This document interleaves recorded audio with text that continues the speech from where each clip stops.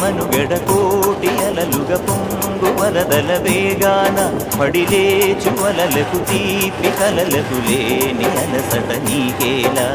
నల్ల నల్ల నీళ్లలోన ఎల్లకిల్ల పడ్డట్టున్న అల్లు మల్లు ఆకాశాన చుక్కల్లు అమ్మాయంటే జావిల్లమ్మ అబ్బాయంటే సూర్యుడమ్మ ఇంటిది బలవలంట దిక్కు